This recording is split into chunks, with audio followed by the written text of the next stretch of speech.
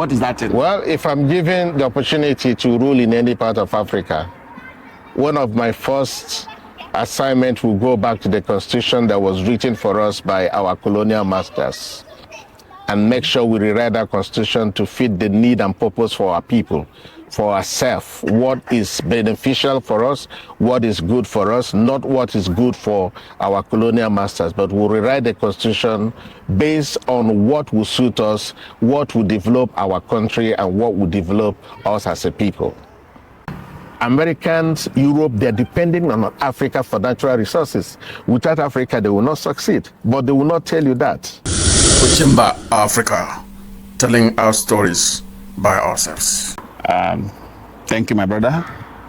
Welcome to the program. Thank you very much You for are having me. Ojemba Africa, where we tell our stories by ourselves. I will be asking you a few questions. I know you have a lot of experiences in Africa and Europe. Yes, we've been living in Africa and also been living in Europe, so you have a lot of experiences. Our viewers will be watching you to learn one or two things from you. But before I do that, I will first of all want you to introduce yourself to the viewers so they know who is speaking. Thank you for having me in Ojemba TV. My name is Sam Kalo, Sam Mecha Kalo. Thank you, sir. What do you think is the major problem of Africa? Africa is a great continent for me, you know, and I believe every people, language and race have problems that are related or relative to them, and Africa is not an exception. But in terms of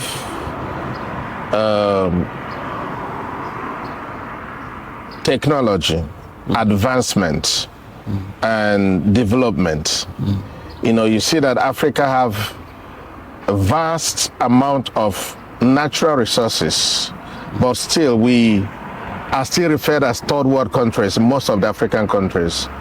And the problem is, I would say the problem is us. Every African should be held responsible because of our mentality, our mindset, and the leadership. You know, I believe that government, they said government or democracy is the government by the people, for the people.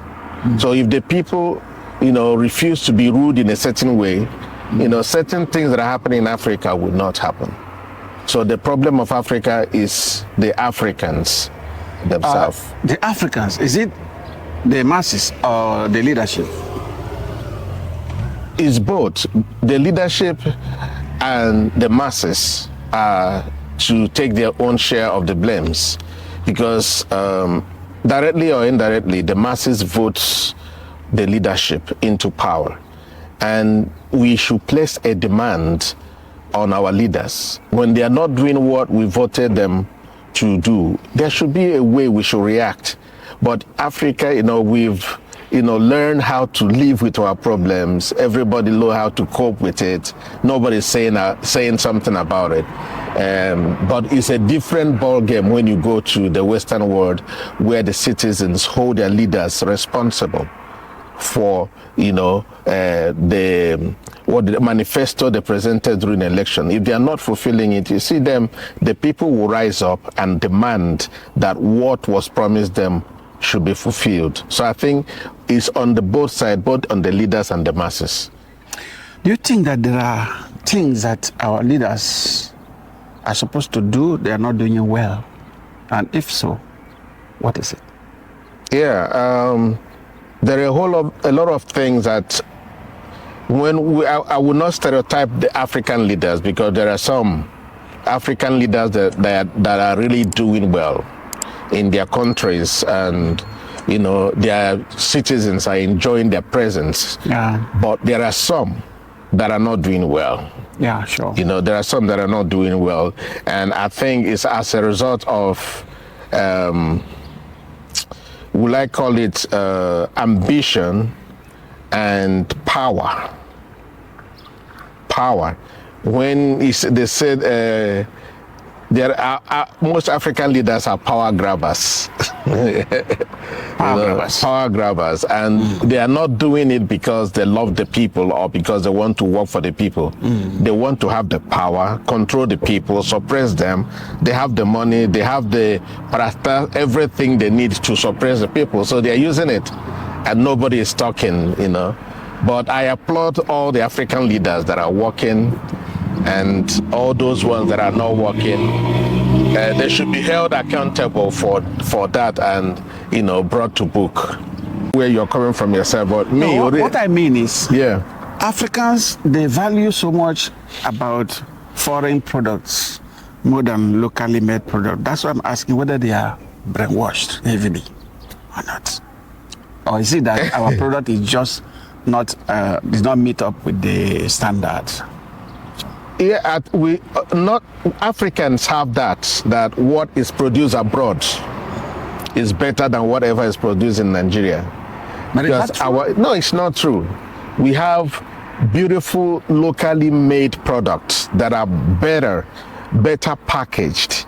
But because, like you said, our mindset is very, very wrong. Because we believe that the Europeans, the Americans, Australia, or all the Western worlds are better than Africans. We see whatever thing they do as better than what we do. So I see it as inferiority complex. So that means they have been washed? It's not, it's inferiority complex. Okay. It's inferiority complex because when you have self-worth and you believe in yourself, believe in your people, then you should be able to appreciate what God has given to you and what your people are producing. They are not totally different from what we get, what we import from abroad. The local made goods are good, are very, very good. So, and at the same time, most of our entrepreneurs, they are finishing, and because of the way people accept their products and goods, it has kind of they don't have self-confidence. Most of them don't have self-confidence to project their product and what they are producing. So also, if you go to the market and see a shoe, somebody will tell you, if you want to sell a shoe that was made, let me take, for example, if you go in Abia State in Nigeria, there is a place we call Area Market. It's like a Japan of Africa. See, they produce bags, shoes, and everything, but people go there and they see what they're producing as inferior. But the way they sell their market is they will bring the same product that were made in Area and tell you this one is London. And immediately you hear this one is from London, everybody will be grabbing it to convince them to buy. So what do you think is the reason for this? Is it that what will I say? I believe the reason lies in the leadership and the kind of policies we run in Africa. If we promote our local entrepreneurs and support our businesses, like most African people, leaders, if they want to buy the things that they are wearing, it's all imported from abroad. The cars they use is all from abroad. If they begin to use the locally made products, they will encourage everybody to use. They will be proud of it. It's just like if some of our leaders, when they are sick, they will not patronize the local hospitals. They will fly abroad. So the people are saying, okay, it means that the condition of our hospitals are not up to standard to the ones abroad. So it brings me back to the question you asked, is it the leadership or the masses? So it's both ways. We should learn to appreciate what we have. Africa is great, and God has blessed us with a lot of things that if we begin to value what we have, you see Africa will just blossom. Americans, Europe, they're depending on Africa for natural resources. Without Africa, they will not succeed, but they will not tell you that.